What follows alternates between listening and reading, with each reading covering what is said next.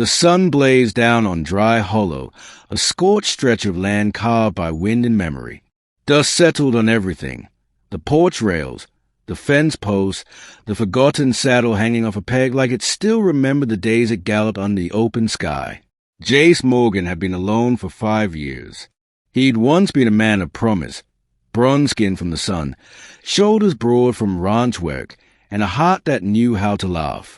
But the war with the Comanche changed all that. One battle, one ambush, and one bullet in the chest later, Jace woke to find his younger brother Ben buried in a shallow grave and his fiancée, Elise, never found. He built a cabin deep in the buttes, out of reach of memories, and let the world forget him, until the night-10 shadows staggered out of the desert. It was near sundown, the sky smeared with violet and blood orange, when he heard the soft tapping at the door. He opened it, rifle in hand, expecting a wolf or perhaps a lost traveler. Instead, he found a girl, no older than 15, barefoot, blooded, and holding the hand of a younger child. Behind them, 8 more girls, their bodies swaying with exhaustion, lined the clearing. "Please," the girl rasped. "They're dying." Chapter 2, Ghosts and Flesh. Jace didn't move at first. Comanche. He recognized the patterns on their tattered clothing and the way they held themselves, not quite with fear, but pride, even in pain. The war in Texas had been brutal. Settlers and soldiers didn't differentiate between warriors and women. He'd done things, seen things. Part of him told him to turn them away, to stay safe. But the other part remembered Elise's smile when she helped a wounded foe walk again. It remembered Ben's word before the battle. What you do in moments of pain makes you a man. Jace, not what you do with a gun. He lowered his rifle. By the end of the hour, the cabin was full of breathing bodies and the scent of blood, herbs, and wood smoke. He used everything in his meager store, his last thread, his whiskey for cleaning wounds, and the cleanest rags he could find. The oldest girl, Esha, stayed by his side. "They were taken," she said, voice tight. "We escaped from the Blue River Troop. They killed the rest." Jace didn't ask more. He only pressed a poultice to his swollen eye and prayed. Chapter 3. Her name was Raina. The 10th girl didn't speak. She had a broken arm, a deep gash down her back, and eyes that watched Jace like he was both salvation and sin. She wouldn't eat, wouldn't sleep, wouldn't cry.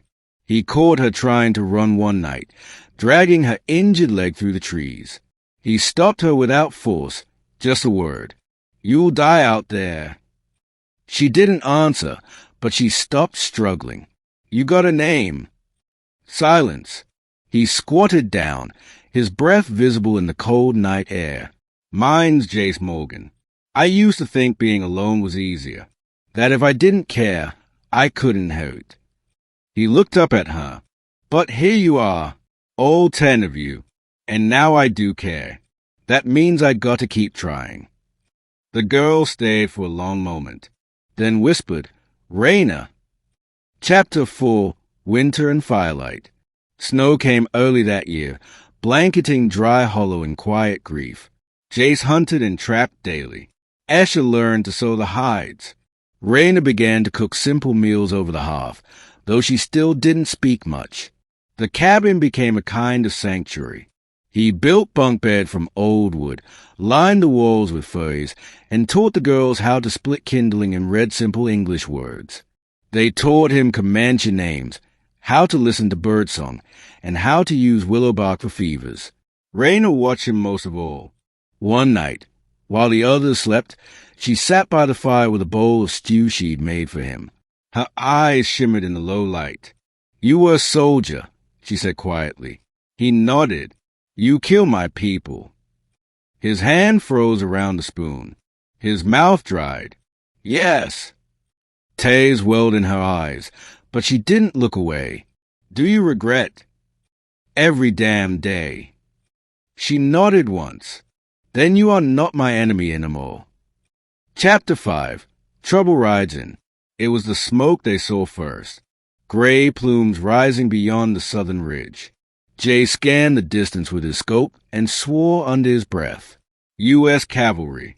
6 men, armed, wearing the same uniforms he'd once worn with pride. One bore the insignia of Captain Rourke, a man known for his cruelty during the frontier raids. Jace knew why they were here. He turned to Asher. Take the girls to the cave behind the ridge.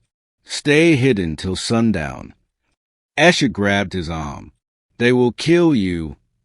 He gave a bitter smile. Let's hope they don't. Chapter 6. Standoff. Captain Rourke dismounted first, spurs jingling. Well, look what the wind blew in Jace Morgan, the deserter. Jace stood in front of the cabin, shotgun slung across his back. They're just girls, Rourke. They're Comanche, the captain spat. War criminals. And you harboring them, that's treason. Jace's heart pounded. He felt the weight of every moment since the war, the death, the silence, and the laughter that had returned to his home. Then I reckon I'm a traitor. Rourke sneered. We'll burn them out. Jace stepped forward. You'll have to go through me. The standoff lasted minutes but felt like hours. Finally, one of Rourke's younger soldiers, a kid with shaking hands, spoke. They're just children, so... Rourke snarled, but saw the doubt spreading among his men. Without a word, he swung onto his horse, fury burning behind his eyes. This ain't over. Morgan. Chapter 7. The storm passes. They didn't sleep that night. Jace sat on the porch with his shotgun. Raina brought him a blanket, and for the first time, sat beside him in the dark. I thought you would die for us, she whispered. I would, he said. She rested her head on his shoulder, shyly. Then maybe we live for you. Chapter 8. Redemption in Bloom.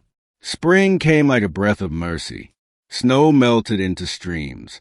The land turned green, and with it, so did hearts. The girls healed, inside and out.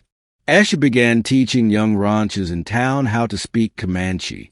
2 of the older girls started crafting beadwork and selling it in the nearby settlement. Raina blossomed the most. She laughed now, sharp and radiant. She built a small garden behind the cabin. She no longer flinched at shadows.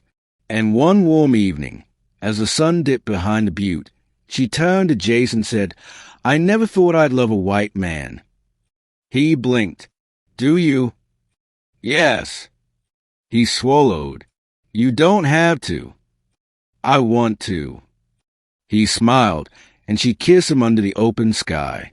Chapter 9. A new kind of family. Word spread of the man who took in 10 Comanche girls and protected them from death. Some called him a traitor, others a hero, but Jace didn't care what they called him. He had built something in Dry Hollow that no war could take from him. Not just a cabin, but a home, a family. Raina and he married in a quiet ceremony, with Asher blessing them in her mother tongue. The cabin was expanded, the garden grew, and laughter, real, unshackled laughter, became the music of their days. Epilogue, legends in the wind. Years passed. Travelers passing through Dry Hollow often asked about the man and woman who lived up in the buttes with their strange, beautiful family. The elders would smile and nod toward the hills. They say he was a cowboy, once broken by war, and she was a girl born of fire and sorrow. But together, they raised 10 daughters who healed the land, and in doing so, they healed each other.